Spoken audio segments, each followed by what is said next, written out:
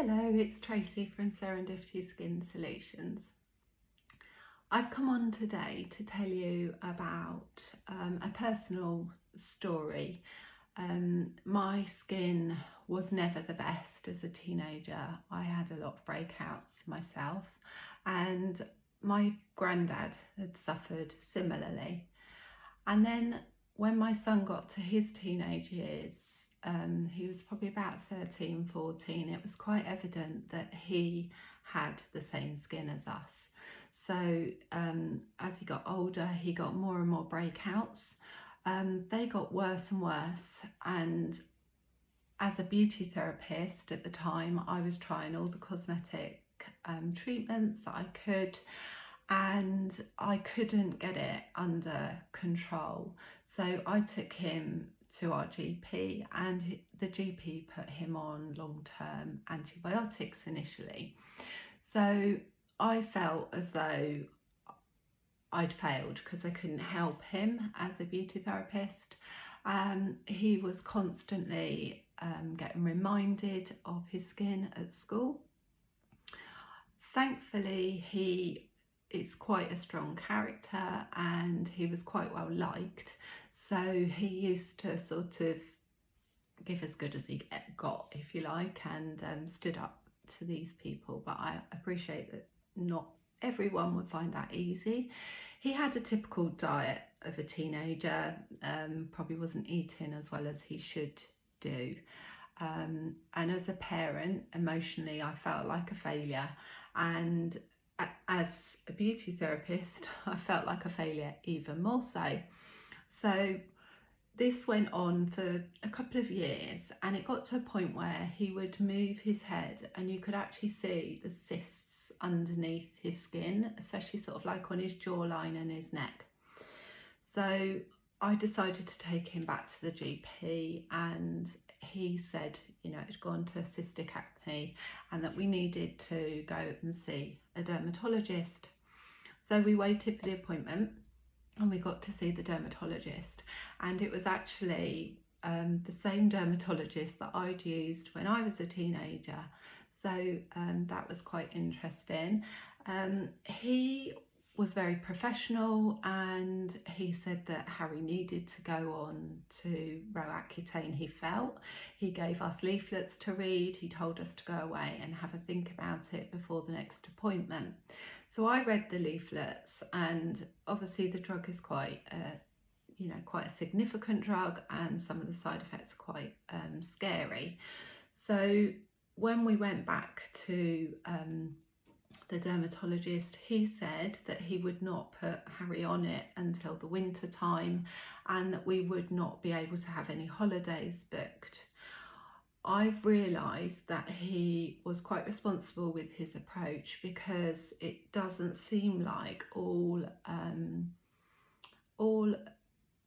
of the dermatologists or that are recommending this drug check those things out. So I was lucky that they did check all those things out. I was very worried about Harry's mental health because of what I'd read in the leaflets. So I went to my GP and discussed that with him, and he helped put my mind at rest. We also knew about the side effects. So when Harry went on to the drug, it was in the autumn, and he started getting very dry lips. They were so dry all of the time. He literally had to carry something with him to moisturise his lips all of the time. They were dry, they would crack in the winter.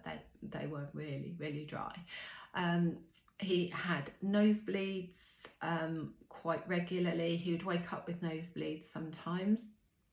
He had a lot of aches and pains, and he was a keen sportsman, and he did a lot of football, but he used to suffer a lot with aches and pains in his joints. He also had to have blood tests regularly to check that the drug wasn't affecting his body too much, and to make sure that the levels were staying within the parameters they should be. It did clear up the acne. Within about 6 months, I'd say, it cleared up his acne, and he doesn't really suffer with spots now as a result of that. But the reason I've come on here is to explain to you that personal story and how, you know, I felt as a beauty therapist, I felt a failure. As a parent, I felt like a failure, and I felt guilty that I'd given him that skin because I felt like he'd got it from me. And I know that's not a rational way to think, but that was how I felt. So over a period of time, I have specialised in skin, and as a skin professional now, I feel that if Harry was my child now, there are some things that I would have done differently. What I would have done was I would have first of all got him to a skin professional. I would have got him to start using some medical grade cosmeceuticals that work on those deeper layers to see if that would help. I would also get him LED light therapy to try to manage the P. acne bacteria, so hopefully the acne wouldn't progress into that cystic acne. And I would also look at supplements for him because his diet wasn't the best. Teenagers are teenagers, aren't they? And you can't always tell them. So I would suggest that he had some supplements. I would try all of those things together before taking him to a dermatologist if I was in that position now. And I would see going to the dermatologist as a last resort. I have experienced in my job people with just sort of breakouts on their chin and half a dozen, you know, spots on their chin, going to the dermatologist and being offered Roacutane. And I really feel that there's a lot that skin professionals can help with this. So please, if you have acne, or if your child has acne, please go down this route and sort of explore what there is out there, what there is available. But please use a skin professional rather than going onto a website and just buying ingredients randomly, because the skin professional will be able to help you to save money in the long run, because the products that they suggest for you or for your child will be targeted for those individual problems.